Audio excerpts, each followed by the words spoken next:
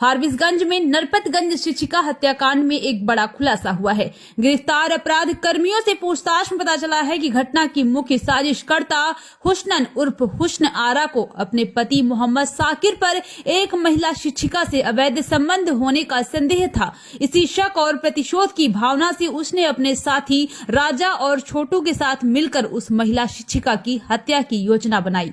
साजिश के तहत महिला शिक्षिका की हत्या करवाने के लिए 3 लाख रुपए की सुपारी दी गई। इसी रकम पर शूटर मोहम्मद मारूफ और मोहम्मद सोहेल को हत्या का काम सौंपा गया। सुपारी देते समय लक्षित महिला शिक्षिका का नाम, स्कूटी, स्कूल आने जाने का रूट और समय अपराधियों को बताया गया। घटना से एक दिन पहले दोनों शूटरों ने तय स्थानों की रेकी भी की थी, लेकिन घटना वाले दिन साजिश की शिकार वो शिक्षिका अवकाश पर थी। संयोगवश मृत शिक्षिका शिवानी वर्मा भी उसी रूट से स्कूटी पर स्कूल जाती थी। दोनों की स्कूटी और दिनचर्या लगभग समान होने के कारण अपराधियों ने गलत पहचान में शिवानी को ही टारगेट समझ लिया।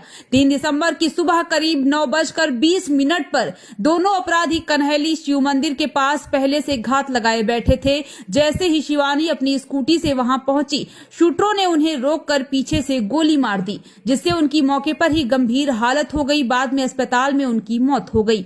पुलिस ने SIT की मदद से मात्र 48 घंटे में इस हत्याकांड का उद्भेदन किया। दोनों शूटर मोहम्मद मारूफ और मोहम्मद सोहेल तथा मुख्य साजिशकर्ता हुस्नन को गिरफ्तार कर लिया गया है। घटना में प्रयुक्त यामाहा FZ बाइक, देशी कट्टा और अपराध के दौरान पहने गए कपड़े व जूते बरामद किए गए हैं। SP अंजनी कुमार ने बताया है कि इस पूरे मामले का मकसद पति पर शक के कारण रचा गया षड्यंत्र था, जिसकी वजह से एक निर्दोष शिक्षिका की जान चली गई। फरार अन्य आरोपियों की गिरफ्तारी के लिए छापेमारी जारी है।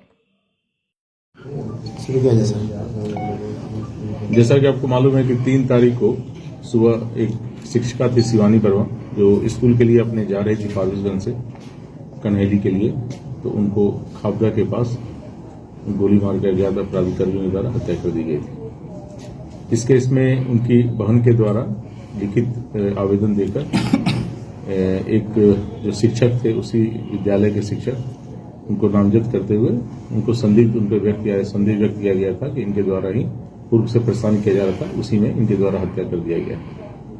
हम लोग के द्वारा जो टेक्निकल है और CCTV फुटेज वगैरह है, उसके पूरी तरह अध्ययन किया गया। उनका अपराध कर्मियों को जाने का दिशा एवं उनके क्राइम करने के बाद भागने की दिशा में जो भी संभावित CCTV स्थल थे, वो सभी का फुटेज निकाला गया। वो फुटेज का अवलोकन किया गया एवं पहचान करवाया गया। पहचान करने के क्रम में पहचान हुआ कि उसमें एक अपराध कर्मी को लोगों ने पहचाना और बताया कि ये मारूफ नाम का अपराध कर्मी है। मारूफ पेशर ताहिर, जो रामपुर का रहने वाला है, फारबिसगंज का, उसकी पहचान की गई। साथ ही साथ उसके साथ एक और मोहम्मद सोहेल पेशर फिरोज, रेफरल अस्पताल रोड, फारबिसगंज की पहचान की गई। पहचान करने के उपरांत इन लोगों को गिरफ्तार किया गया है। अलग अलग जगहों से गिरफ्तार किया गया है। गिरफ्तारी के उपरांत इनसे पूछताछ की गई तो इनके द्वारा स्वीकार किया गया कि हाँ, इन्हीं के द्वारा 3 तारीख को उस जगह पर जाके FZ यामाहा मोटरसाइकिल से गए थे और उनके द्वारा उस शिक्षिका की हत्या कर दी गई थी। पूछताछ में मालूम चला कि इन्हें हत्या जो करना था वो किसी और शिक्षिका का करना था। वहीं खाबदा के बगल में ही भवानीपुर प्राथमिक विद्यालय है, उसमें एक शिक्षिका पढ़ाती है, जिनका अवैध संबंध या कहिए कि दोस्ती फारबिसगंज में ही फारबिसगंज के रहने वाले अपना इलेक्ट्रॉनिक्स है, जनता इलेक्ट्रॉनिक्स का मालिक है, उसके साथ था। उसी की पत्नी के द्वारा ये राजा नाम के अपराधी है, जो रामपुर का रहने वाला है, उसको सुपारी दी गई थी 2 लाख का कि हमारे पति को वो बातचीत दोस्ती रखती है, उसे रास्ते से हटाने के लिए। वो भी संजोगवश वो शिक्षिका भी उसी रूट से जाती है और स्कूटी से ही जाती है, तो उसी का लोकेशन ये लोग दिया गया था इसको मारने के लिए। और उसी मारने के कारण उसी का पीछा करते हुए ये लोग पहले से क्रिमिनल जो दोनों था, ताहिर और सोहेल और मारूफ दोनों पहले से वहां इंतजार कर रहा था। चूंकि जहां वो पॉइंट देखे होंगे वहां से दोनों स्कूल जाने का रास्ता है, तो वहीं पर पहले से इंतजार कर रहा था। जैसे स्कूटी आते हुए दिखा इसको, इसको लगा कि ये वही शिक्षिका है जिसको उसको मर्डर करना है और उसने रोक के और उस पर गोली चला दिया और वो घटनास्थल पर उनको गिरफ्तारी की गई है। उनके स्वीकारोक्ति बयान के आधार पर घटना में जो प्रयोग किया गया था देसी कट्टा, उसकी बरामदगी की गई है। साथ ही साथ घटना में जितने भी मोबाइल यूज किए गए थे वो सारा बरामद किया गया है। घटना में जो मोटरसाइकिल यूज किया गया था FZ यामाहा, वह भी रामपुर से बरामद कर लिया गया है।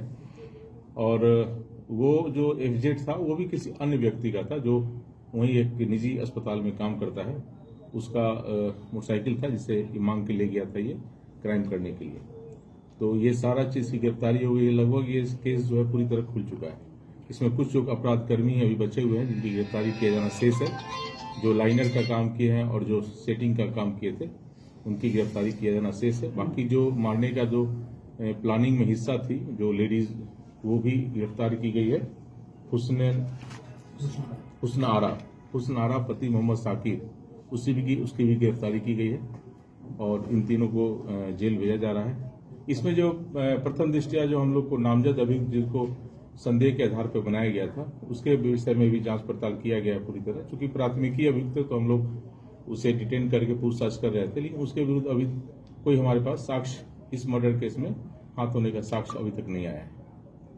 और ये जो मर्डर किया गया था, आप लोग जैसे पता चली गया